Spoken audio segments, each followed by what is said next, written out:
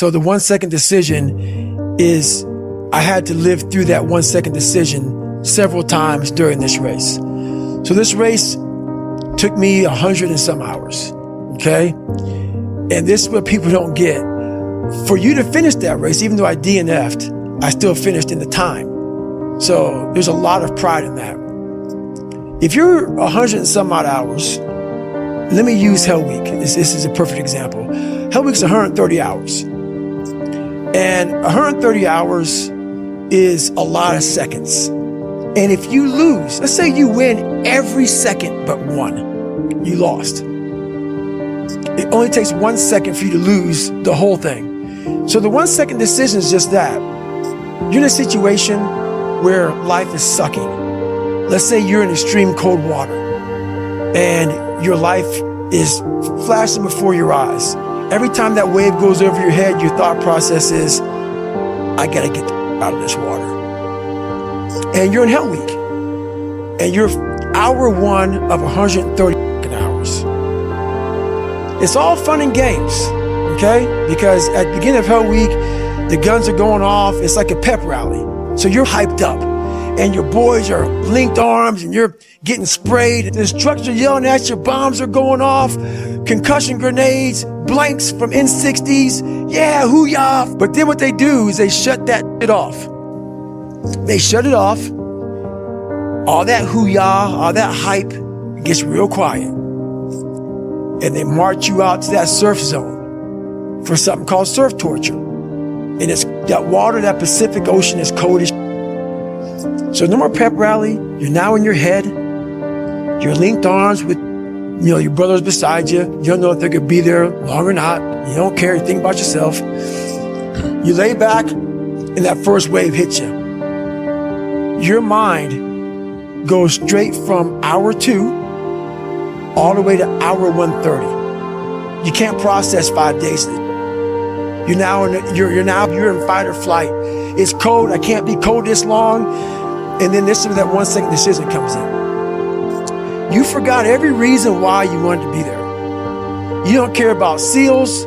You don't care about any of this. You don't care about fighting for your country. You don't care about that gaudy gold trident that they put on your chest. You don't care about any of that no more. All you want to do is go back home. You want the warmth. You may want something to eat. You want your girl to hold you. All those things of comfort are there in that 1 second. And this is where people lose. So, but what you have to do in that 1 second is hard to process information during pain. Because that pain takes over and you can't think rationally. You're thinking about fight or flight, save yourself. That's not a rational thought. It's not a thought that's going to get you through hard times. Most people fail that 1 second. So what happens, what I do in that 1 second, and there's a bigger process to all this, but in that 1 second, I physically stayed in that water. Because if I get out of the water, I quit. So I physically stay in the water, but mentally, I'm on the beach with the instructors. And the instructors, it's cold outside, so they got these parkas on, and they're warm because they've already been through it. So now it's your turn to go through it. So mentally, I get back with them. I'm still in the water physically, but mentally, I'm back with them. I'm chilling. I got my parka on, and now I'm thinking logically because I'm warm now. Mentally, I'm warm. I've taken that 1 second. Let's not quit yet, guys. Let's think about your options. Where are you going to end up if you quit? Most of us live our entire lives avoiding failure. It's funny. I walk around, people come to me and they say, man, you're that Navy SEAL, you went through Ranger School, you were, Air Force TAC P, you did the pull-up record, you run all these ultra races, all this, man. The funny thing about it that I think about is this. They know that part of me. This is the part I know about myself. I failed the ASVAB test to get in the military 3 times. In the Air Force, failed at pararescue. In the SEALs, it took me 3 times to get through Navy SEAL training. The pull-up record took me 3 times. This is what I know about me. So what I'm saying is this. You can't live your life being afraid to fail. All those failures, maybe the success in the day. Stay hard. stay the fight. Like I said in the beginning, a lot of people think that I'm just some warrior, some guy that does push-ups and sit-ups and runs. They got it so wrong. They got it so wrong, man. Like, most of my true ability comes from the discipline of mind. And that's where my motivation was, is that most people put me in a category. They didn't know the side of me that can write deep, thoughtful books and give people things that can make you cry, make you happy, make you sad. I can bring you through an emotion. I can give you 10 years of life within 3 pages. For me, I grew up and I thought I was real stupid. I thought I was dumb. You know, I thought I couldn't read and write, all these different things, man.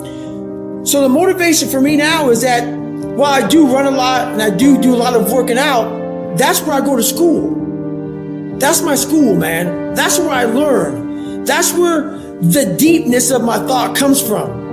That's where the philosophical side of me comes from. That's where all my parables come from.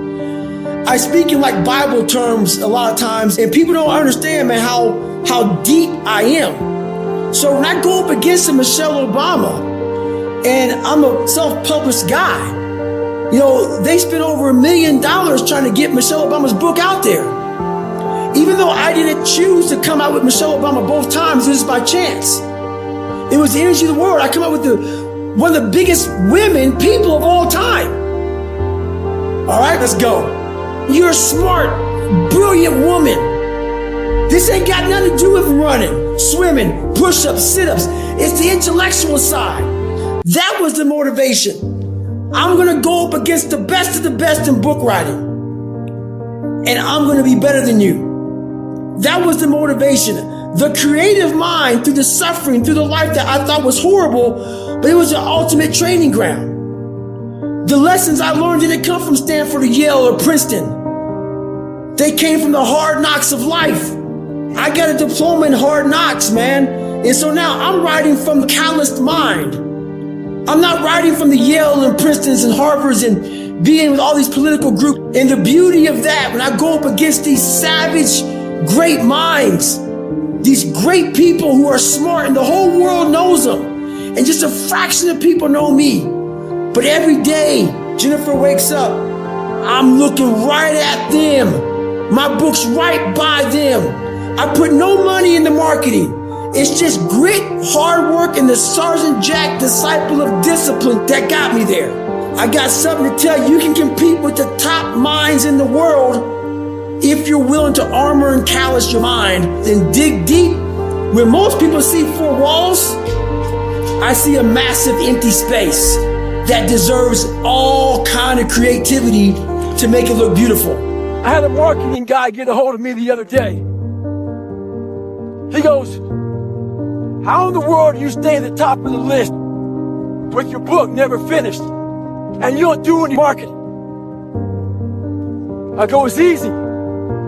It's because of all you out there who are trying to get better, who are looking for more, who on January 1, 2023, don't give a it's just a Sunday to you. It's for you all out there who are starting that new movement, that new woke movement, who are waking up tired of being afraid, who are waking up tired of being a victim. Those of you out there who aren't half-stepping, I appreciate you all. Stay hard. So my book went to book auction. And me being a first-time author, I think I have like 630,000 followers on Instagram. I just started Instagram a year and a half ago, 2 years ago, and people, I guess, like my content because everything I talk about is about getting better. It's never about me kissing on ass about getting better. So, long story short, my book went to book auction, and two of the top 5 publishing houses, bid on it. And they both bid, $300,000. And I was going to go to contract with one of them. And for a first-time author, that is a humongous advance. So before I signed the contract, I took that 1 second and made that 1 second about 5 hours. And I believe in taking a lot of quiet time. We live in a world that moves so fast. And you don't grow with noise. You grow with quiet.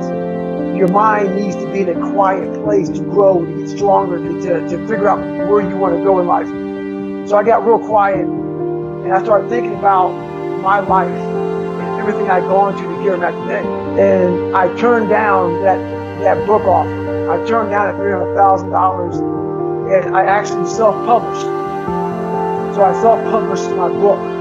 So just to give you a little bit more insight about that, and I financed my own book. So this isn't about money for me. You know, I turned down that money. This is, like I said, my biggest trophy is the life I've lived. I've lived a life that I am finally proud of.